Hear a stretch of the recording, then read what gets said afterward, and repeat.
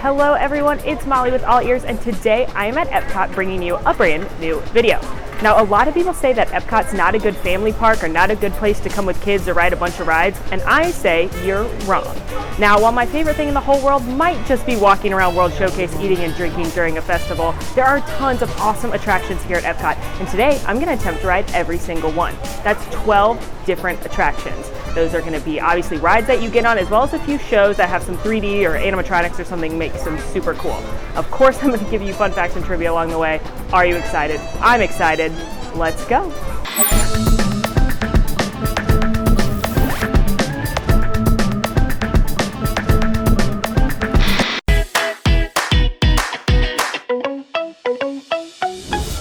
Epcot attraction number 1, Living with the Land. This is a slow-moving boat ride, and you go through Epcot's greenhouses, as well as you see some fish and different things that they're doing here to help with conservation and to grow their own food. Now, for a fun fact, I could tell you that all of the produce grown is used in restaurants around Walt Disney World, particularly in the Land Pavilion at Sunshine Seasons and the Garden Grill, which is a very cool fun fact. But I'm also going to tell you to look out for the dog in the scene in the farmhouse. You're going to recognize it if you've ever been on Carousel of Progress or Pirates of the Caribbean. It's the same dog, which was actually modeled after Walt Disney's own dog. See, we're having fun. We're learning. Let's go.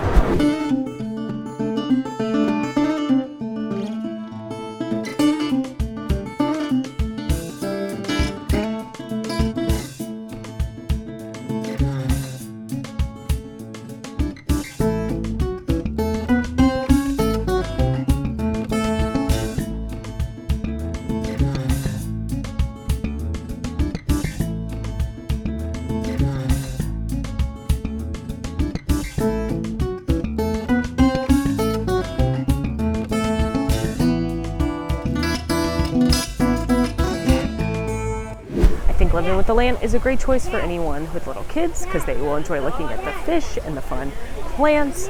My grandparents who live in Iowa, who are farmers, love it, obviously. Shout out to Iowa. So, fun attraction, usually not a long wait, so definitely check it out. Maybe not if you have like teenagers who want to do thrill rides because, you know, it's not thrilling, but it is fun. All right, time for Epcot attraction number 2. I'm headed into the seas with Nemo and Friends. I love the ocean and sharks, so this is actually one of my favorite attractions here at Epcot. In fact, when it opened, this was the largest man-made ocean environment in the world, and now the Georgia Aquarium beats it. But it's so large that if you were to siphon an inch of water off the top of the whole aquarium, you could fill Spaceship Earth. That's nuts.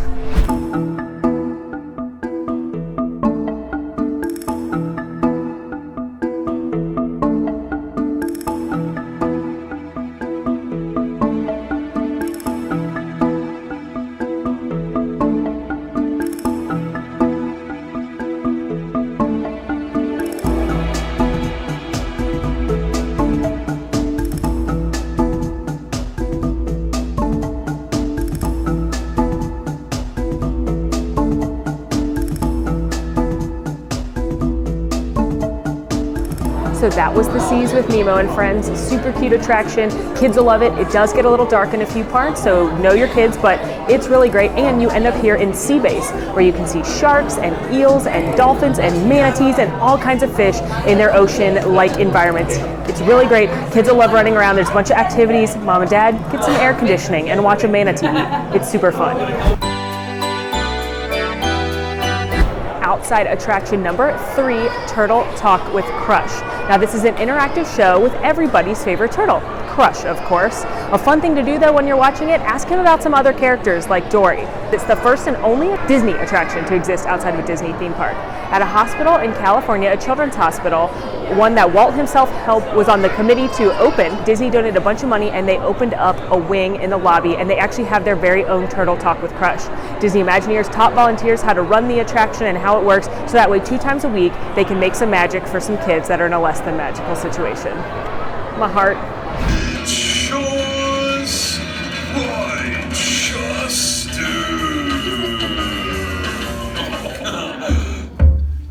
Hello, human dudes. I was gonna say, wake up, human dudes. Well, dude, who brought you here from Alabama? My mom and dad. Chilling with the rentals. Nice, dude. Dude, where are the little ones, parental units? Raise a fin, mom and dad. Where are you at, dude? Dude, right there. Let's talk to dad. He looks nervous. Standing outside the Imagination Pavilion for attraction number 4, Journey into Imagination with Figment. So that purple dinosaur you see all over the place, this is where he lives.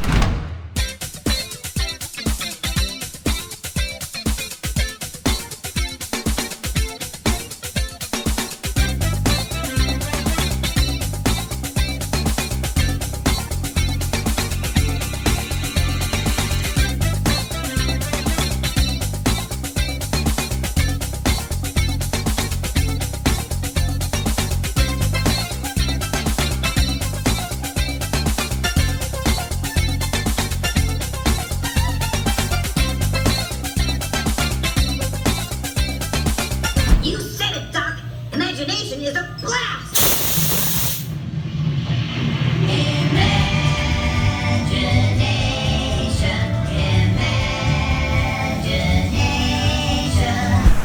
Journey into the Imagination is definitely cute. If you've got little kids, they're going to think it's funny. If you are a Figment fan, which I know a lot of people are, obviously ride Journey into the Imagination. If it's got a long line, I would say skip it. If you've got little ones, they're going to enjoy it because it smells like skunks and there's a singing dragon, so that's cool. But the moon. Gearing up for Epcot attraction number 5, the iconic Spaceship Earth, which of course takes place inside the big giant golf ball that greets you as you walk into the park. Fun fact about Spaceship Earth is that if you look closely at some of the animatronics, you may notice they're a little presidential. That's right, they reused some of the faces and the molds that they made for the Hall of Presidents here in Spaceship Earth. You can check out Taft, he's hanging out in Egypt. Andrew Jackson is Gutenberg's assistant with the printing press, and John Adams became a monk. So a really fun thing to look for is those presidents as you cruise through the story of communication. Now, Spaceship Earth has always been one of my favorite attractions in Epcot, even when I was a little kid, so I am personally going to tell you to definitely ride it. Wouldn't tell you to wait a long time for it, but little kids may not enjoy it as much. It's not a lot going on, it's kind of dark, but adults, you'll probably love it, and some older kids will like it as well. So, hey, if you really want to check out what's going on in the giant golf ball, only one way to do it. Headed into World Showcase for attractions 6, 7, and 8. Bet you can guess what the first one is. Hint, you're not going to want to let it go. That's all I got. Outside attraction number 6, one of the most popular not only here at Epcot, but in all of Walt Disney World. Maybe you've heard of it, Frozen Ever After. So of course, Frozen Ever After is inspired by the very popular movie Frozen. It celebrates Summer Snow Day, which is a holiday that Elsa invented to honor the heroic act of her sister Anna for that act of true love. Now it's the same track as Maelstrom, its predecessor, but it's all new animatronics and they are incredible. And the hardest one to make, surprisingly, it's actually the smallest one, Olaf. There's so many components to an animatronic, it was hard to fit them all inside his tiny snowman body. But come on, let's go build a snowman.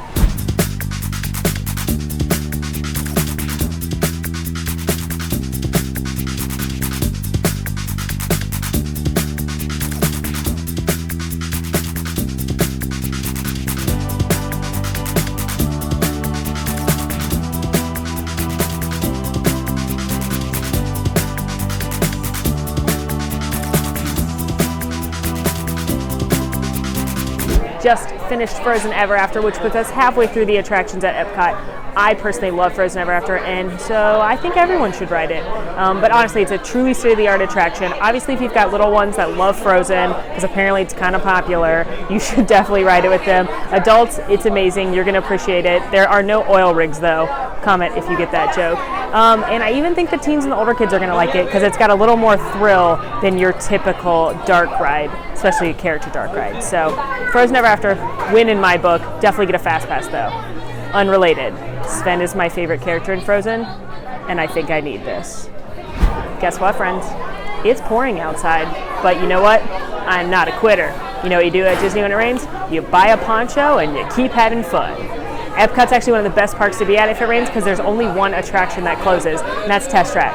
I know we haven't ridden that one yet, but let's hope this clears up and we can still ride that one. But for now, grabbing a poncho and gonna keep on keeping on. I've acquired my poncho, ready to keep going. I think it looks good. Luckily, my next stop was right next door in the Mexico Pavilion for attraction number 7. Didn't have to go too far in the very serious Florida thunderstorm that's happening right now. Now, the Gran Fiesta Tour does star Donald and the rest of the three caballeros, but even though we're in Mexico, only one of them is a Mexican. That's Panchito. Jose Caracas is Brazilian, and Donald is, of course, from the US of A. Also, some of the animatronics may look familiar to you. If you've ever seen the Mickey Mouse Revue, which was an old attraction at Magic Kingdom, that's actually the skeletons that they used for Donald and his friends' animatronics on Gran Fiesta Tour. They also used the same style, a relatively easy style of animatronic, to create some of the children. They copied that from It's a Small World. But arriba, let's go.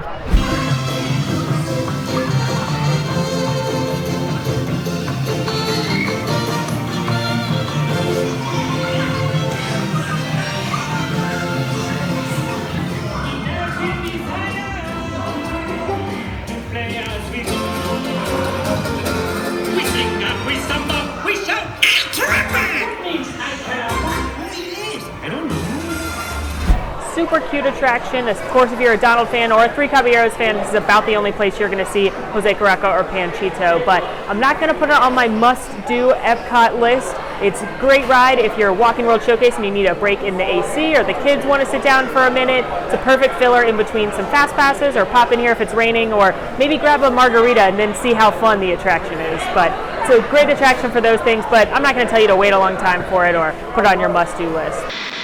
Made it halfway across the world for attraction number 8, and if you couldn't tell, it is still raining outside. But we are inside of the American Adventure, getting ready to go into the theater.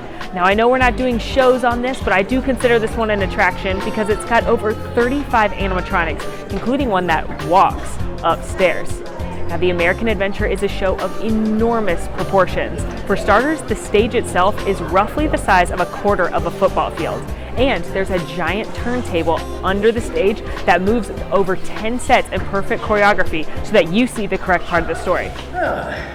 Good evening, Mr. Jefferson. Have you finished the new draft yet? Those are new drafts all over the floor, Dr. Franklin.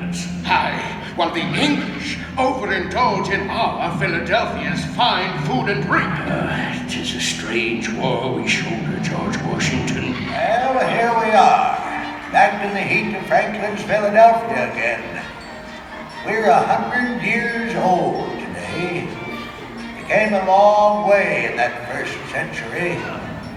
Yeah, maybe the Sunday drivers will come out hunting for gas. Ain't many folks who pay no 18 cents a gallon.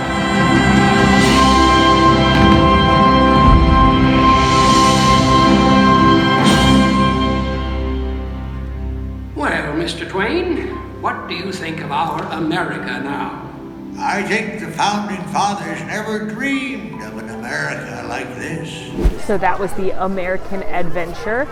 I love it. I think it's great. If you've got small kids, I'm probably going to say skip it though. I don't think they're going to sit still and not cry or get fussy for that whole 30 minutes. But older kids who are maybe learning some of this stuff in school will love to see the American story come to life. If you're an adult looking for some AC and a nice break during your lap of World Showcase, 30 minutes inside, sitting down, can't beat that either. And of course, if you are a lover of American history, then this is an attraction for you.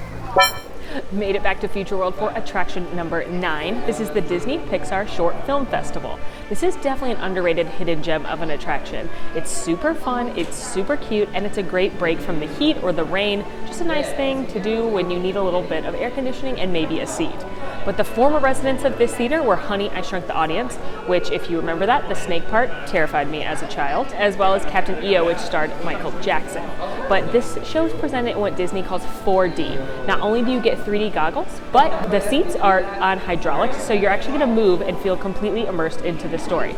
Also, they do change out the shorts every now and again, so always make sure to check back because it could be a new experience. As always, Disney 3D goggles are quite the statement in fashion. Did you know all the 3D goggles are cleaned here in Epcot? Even the ones that come from Animal Kingdom and Magic Kingdom, they're all sent here and cleaned in a giant facility.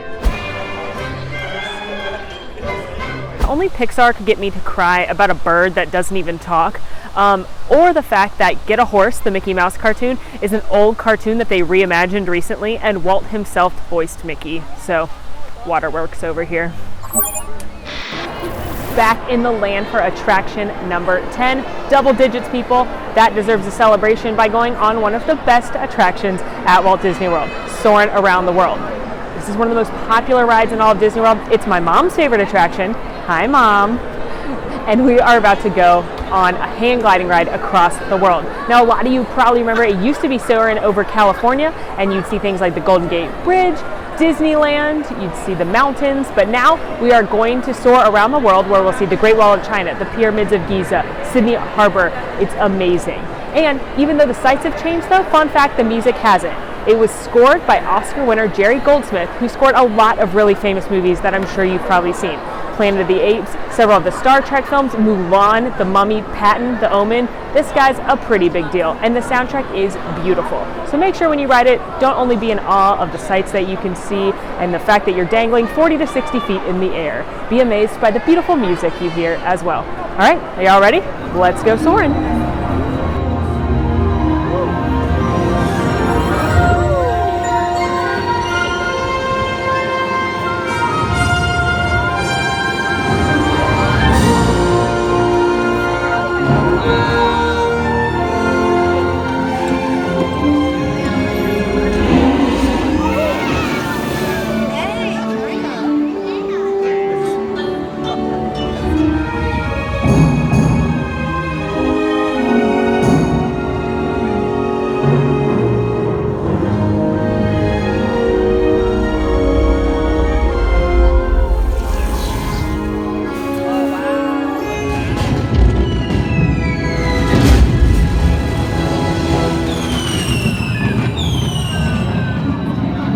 On behalf of our entire flight crew, thanks for soaring with us.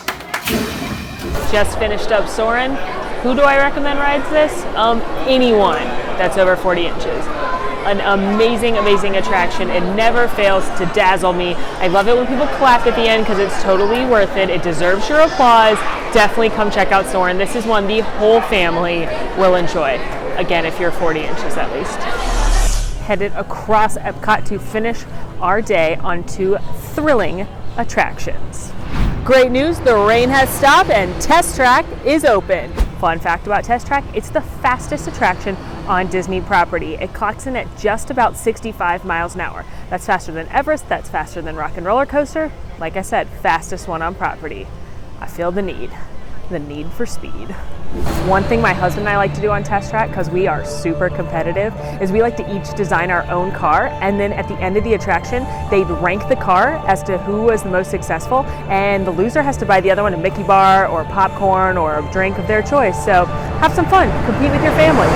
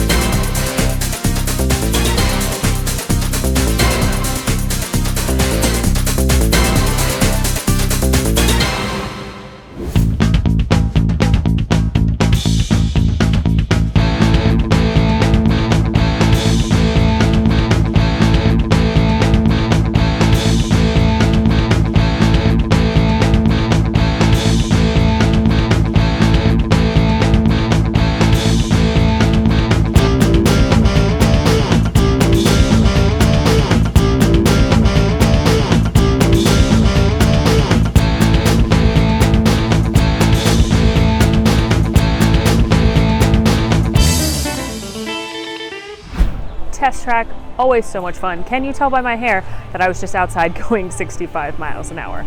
But definitely recommend Test Track for the older kids who are tall enough to ride, as well as the teenagers. They're gonna love this. They're gonna love being competitive. Mom and dad, get competitive with the family. It's super fun. Highly recommend. Also, my car's total score was 201. The highest score of the day was 229, so not too shabby. We have done it. It's almost nighttime here at Epcot, and we are outside of attraction number 12. Save the best for last. And by that, I mean the attraction most likely to make me throw up, Mission Space.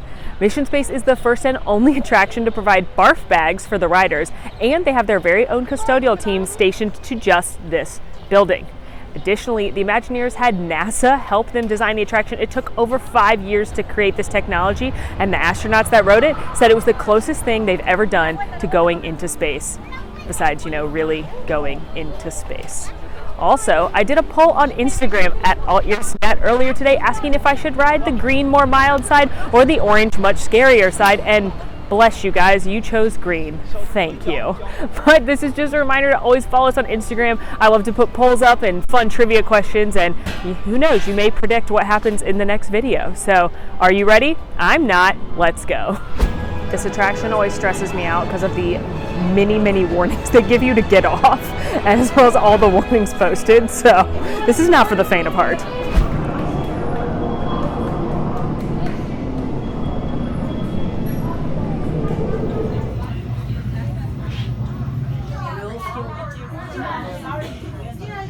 Before you decide if it's right for you, let me introduce you to your spacecraft, the X-2 Space Shuttle. It's powered by solid hydrogen and can accelerate from 0 to 6,000 in 60 seconds. And in a few minutes, I'll give you your specific assignments. But good luck, Earth team. You are on the clock. Store personal items in the compartment in front, then reach up and pull down on the